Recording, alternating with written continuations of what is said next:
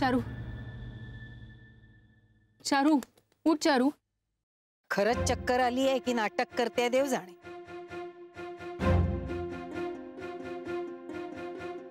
विहिरीबद्दलची आठवण हिने नेहाने सांगितली म्हणून सांगितली होती। हो, कारण ही खोटं बोलून आमच्या घरात घुसणार, माझी कोणीच नसताना माझ्या आईबाबांच्या प्रेमात, माझ्या हक्कात माझी वाटेकरी होणार, हेच नको होतं मला। आणि म्हणून मी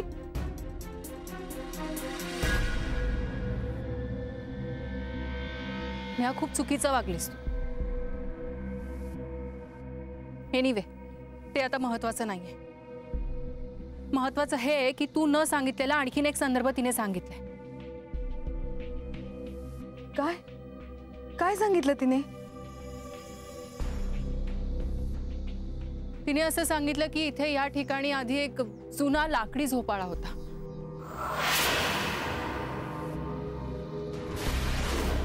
जुना लाकडी झोपाळा? हो, खूप जोरात हलणारा लाकडी झोपाळा असं काहीतरी ती सांगत होती आणि तेवढ्यात तिची शुद्ध गेली।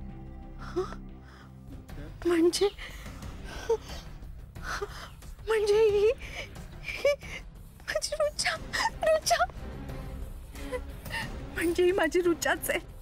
ए रुचा, ए रुचा, अगं उठ ना ग रुचा। कशावरून म्हणताय तुम्ही? हो स्मिता मॅडम, पूर्वी इथे खरंच लाकडी झोपाळा होता आणि लहान असताना रुचा त्यावरून पडणार होती म्हणून आम्ही तो बदलला आणि हा लोखंडी झोपाळा लावला इथे। पण हिला तो जुना झोपाळा कसा काय आठवला? हे पण या रामशरणने सांगितलं असणार हिला।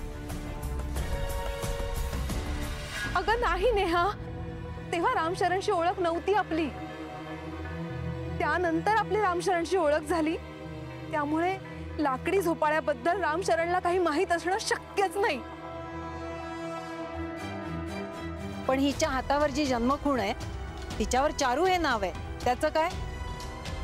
जन्मखूण स्पष्ट दिसत नाहीये पण चारू हे नाव मात्र स्पष्ट दिसतंय।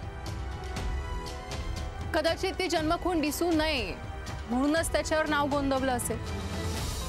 बरोबर त्या जन्मखुणेवरच गोंदवलेलं ते नाव हा तिच्या विरुद्धचा नाही, तिच्या बाजूचा पुरावा आहे।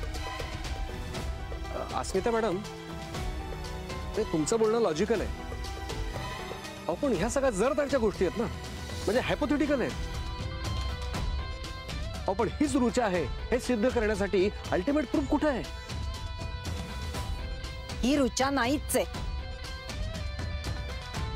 मला तर वाटतं ना हिच्या आईला रुचा सापडली असणार आणि रुचाकडचा फोटो हिला देऊन इकडे पाठवलं रुचाची संपत्ती मिळवायला।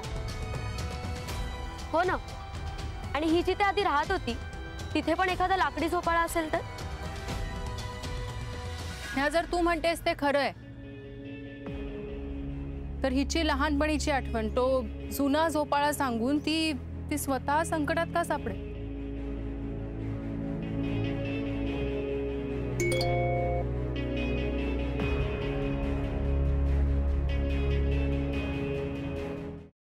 सफरचंदाचे काप नीट परतल्यानंतर त्यामध्ये दालचिनी पूड आणि मध घालून पुन्हा नीट परतून घ्यावं। बटर लावलेल्या ब्रेडवर सफरचंदाचे तुकडे, बदामाचे तुकडे, टुटी फ्रुटी, डार्क चॉकलेट आणि मीठ घालून दुसरा ब्रेडचा तुकडा त्यावर ठेवून वरच्या बाजूला बटर लावून घ्यावं। एका बाउलमध्ये स्ट्रॉबेरी सिरप आणि क्रीम घालून सॉस तयार करून घ्यावा। तयार सँडविच पॅन मध्ये बटरवर ग्रिल करून घ्यावं आणि स्ट्रॉबेरी सॉस बरोबर सर्व्ह करावं।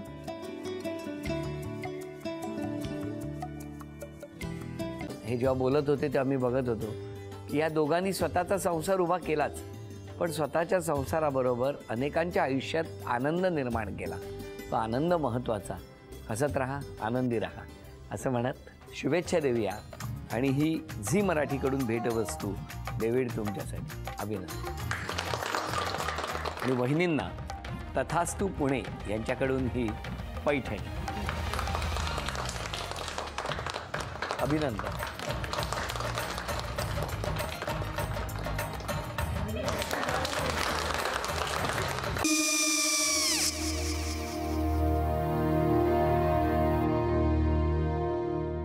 काय गो हा काय झालं काय झालं काय आले मी निकाल लावून आली हो पण तिची आईच काय बोलली तिला वाटलं का सगळ्या निशाने आपल्या चुका कबूल केल्या का आई मी चांगलं सुनावून आली आहे त्या तिची बाजू घेत होत्या पण मी लक्ष दिलं नाहीये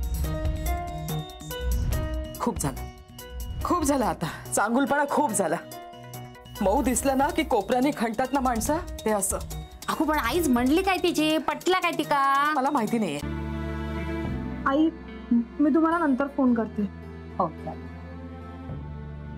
आणि आई बाबा जे बोलले त्याचं वाईट नका वाटून घेऊ सॉरी सॉरी काय त्यात नेहा आले आई मी येते हो काकू येते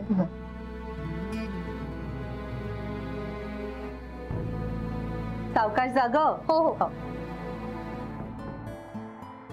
मग काय काकू कधी उडवता लग्नाचा बार बघूया